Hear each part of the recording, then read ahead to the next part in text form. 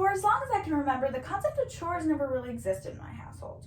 Sure, we were forced to do a job here and there, but it was really never set in stone, and I could always force my little sister to do my work for me.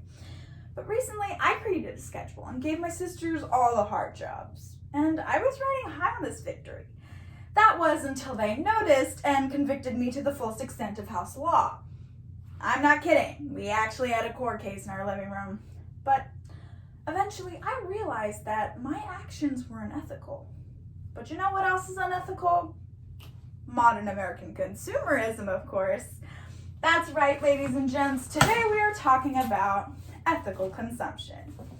Whether it's YouTuber merch, Kylie Jenner Rise and Shine hoodies, or just the existence of Jeff Bezos, I think we can all agree that modern American consumerism has devolved into purely unethical practices.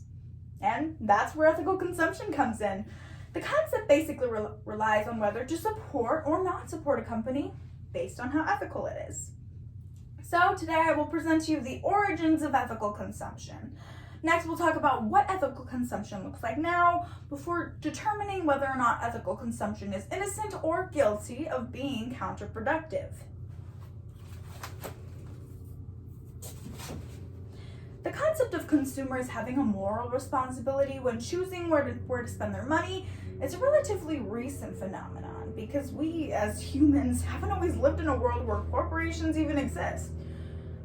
In the early 19th century, American technology progressed past the need for individual farming or buying from local artisans and instead towards a national system of national trade.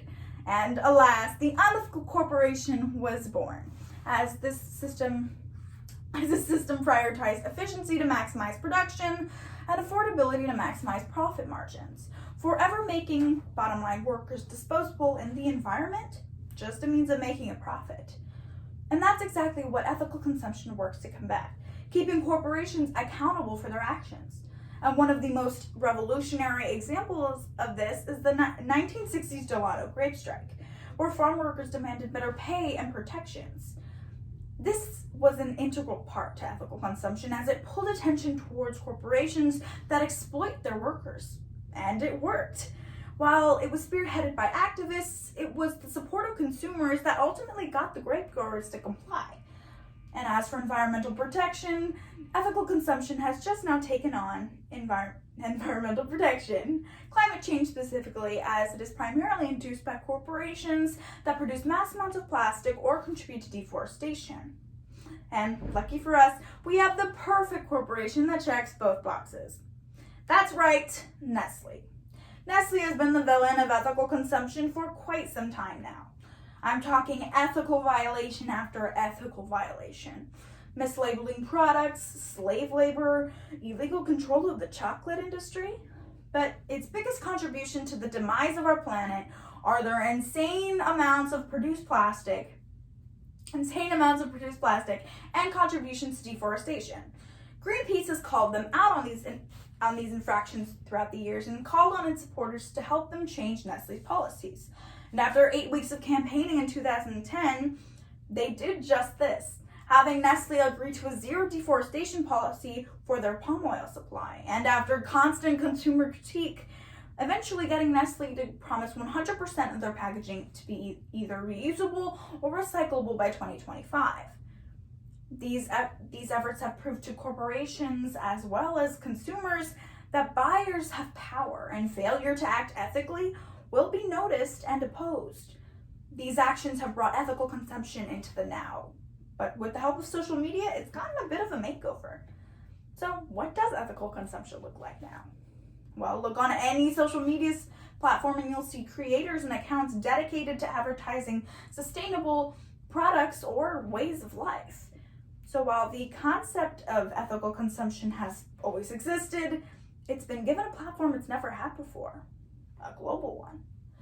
And according to a poll conducted by GlobeScan, 31% of active social media users have used their platform to amplify the works of an ethical company, and with 24% using their platform to bash the works of an unethical one. This is huge, and it also translates on a global, this calling out power to a global scale. The most recent example of this is the collapse of YouTube powerhouse food channel Bon Appetit. On YouTube, on May 31st, 2020, Bon Appetit posted their support for the Black Lives Matter movement. This post was soon followed with editors of the magazine calling them out for their hypocrisy. It was rough. There were racist and sexist tweets, a Confederate flag cake, and even brown-faced pictures from the editor-in-chief. But what was most notable was staff members of color exposing their exploitation of them. Staff members of color such as Sola El-Whaley came out talking about how they weren't fairly compensated for their work while their white counterparts were. Users, subscribers of the magazine, and viewers of the channel all banded together to help expose this disgusting treatment of people of color. And now, despite ethical consumption's apparent success, it can be problematic for two main reasons: privilege and effectiveness. To be a completely ethical consumer, you have to have the time and the resources to research what companies are completely ethical. You also need to have the financial resources to finance these purchases. And even if you do all these things and buy all these products, these problems won't just cease to exist. Which brings me to how ethical consumption is just not effective enough. A 2012 study concluded that people being eco-conscious did virtually nothing to actually lower their carbon footprint, proving to us that the mentality does nothing to combat the problem. And with ethical consumption turning every purchase into a moral act, people buy themselves a reusable water bottle and convince themselves they're doing something, when in the grand scheme of things, their actions are just not enough. This is dangerous, as the mentality does nothing to actually combat the real problem. Now, this doesn't mean go use plastic like there's no tomorrow. But the next time you go thrifting, go to a protest to stop fast fashion. Or when you buy that zero emissions car, donate to help lobby politicians to fight for cleaner air. Because if we truly want to stop ethical consumption, we have to stop unethical corporations. We need to value laws, nonprofits, and organizations over products and companies. This is exactly what Sustainable Life blogger Alden Wicker writes in her article titled "Conscious Consumerism is a Lie." She writes that on its face, conscious consumerism is a morally righteous and bold movement, but it is actually taking away our power as citizens. It is draining our bank accounts and our political will, and is diverging our attention away from the real power brokers to petty corporate scandals.